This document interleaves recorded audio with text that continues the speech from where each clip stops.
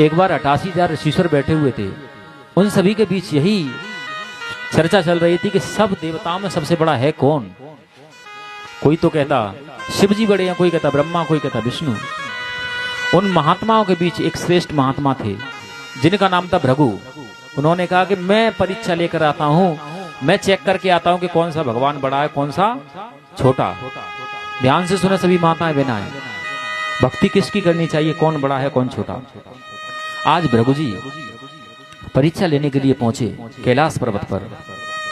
जब कैलाश पर्वत पर पहुंचते हैं तो बाबा भोलेनाथ को प्रणाम नहीं करते हैं और जाकर उनके सिराने खड़े हो जाते हैं, सिराहने खड़े हो जाते हैं।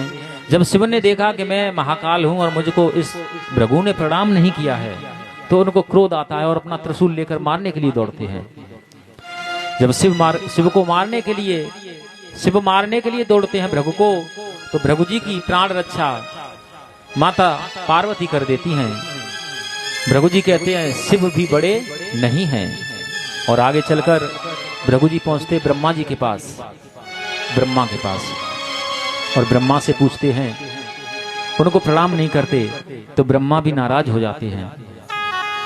ब्रह्मा सोचते हैं कि मेरा बालक है, मुझको प्रणाम नहीं किया, ऐसे दुष्ट बालक का क्या फायदा जिसको जरा सा भी शिष्टाचार नहीं है। तो ब्रह्मा जी भी अपना ब्रह्मास्त्र छोड़ते हैं। भृगु जी वहां से अपनी प्राण रक्षा करने के लिए भागते हैं तो माता सरस्वती उनकी रक्षा करती हैं। और अंत में भृगु जी समझ जाते हैं कि शिव भी बड़ा नहीं है, ब्रह्मा भी बड़ा नहीं है। और बैकुंठ लोक में पहुंचते हैं। वहां पर भगवान श्री नारायण सो रहे थे और जाकर भृगु जी उनके सीने में लात मार देते हैं।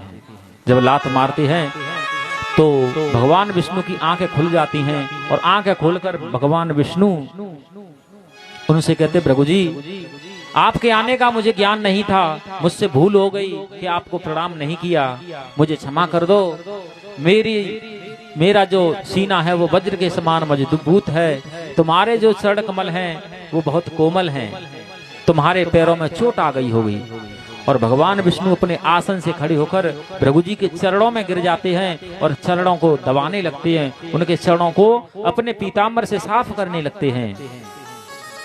जब भृगु ने ये देखा तो भृगु की आंखों से आंसू बहने लगे और भृगु कहते हैं कि प्रभु मैं सभी देवी देवताओं के पास गया, मैंने किसी को भी नमस्कार नहीं किया, किसी को भी प्रणाम नहीं किया, तो उनने मुझ पर क्रोध कर मुझे मारने की चेष्टा की। और मैंने मन में ठान लिया कि अब जब मरना ही है तो मैं आपकी परीक्षा लूं। और प्रभु मैंने अहंकार और क्रोध के वशीभूत होकर आपके सीने पर अपनी लात का प्रहार कर दिया, मुझे क्षमा करें। भगवान विष्णु भृगु जी को क्षमा कर देते हैं और वरदान देते हैं कि भृगु जी तुम्हारा ये जो पैर का प्रहार है ये सदैव मेरे सीने पर इसी प्रकार अंकित रहेगा। भृगु जी लौट कर आते हैं और सभी ऋषियों को 88,000 ऋषिश्वरों से कहते हैं क्षमा बड़न को चाहिए, छोटन को उत्पात, क्या विष्णु का घट गया जो भृगु मारी लात। आज भृगु जी कहते हैं सबसे बड़ा कौन है, जो क्षमा करना जानता है वो कौन है सबसे बड़ा। जिसके दिल में दया का खजाना नहीं, जिसके दिल में दया नहीं है, क्षमा नहीं है, चाहे वो कितना भी बड़ा व्यक्ति क्यों न हो, वह छोटा है।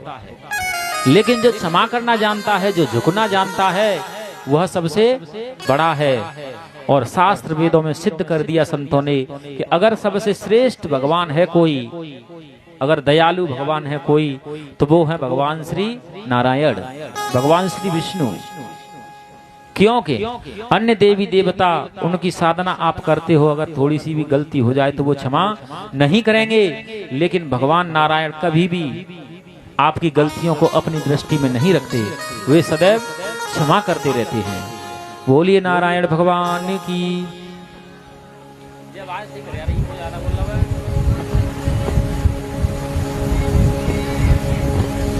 इसमें से बेस खत्म करो पूरा।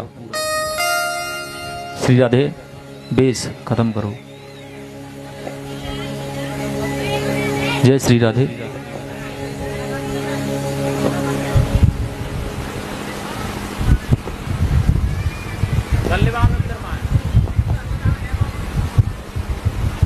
ये तो बहुत ही खराब हो यार।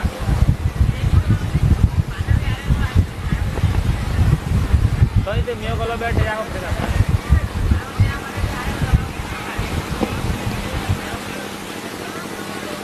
जय श्री राधे।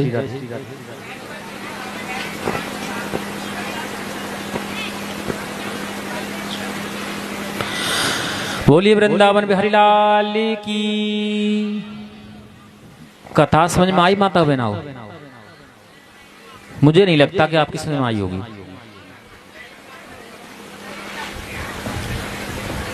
सबसे बड़ा भगवान कौन है? भगवान तो वैसे छोटे बड़े नहीं होते, लेकिन फिर भी इनमें कुछ क्वालिटी हैं। कुछ व्यक्ति तो ऐसे होते हैं कि जिनसे आप मित्रता करो, दोस्ती करो, तो वो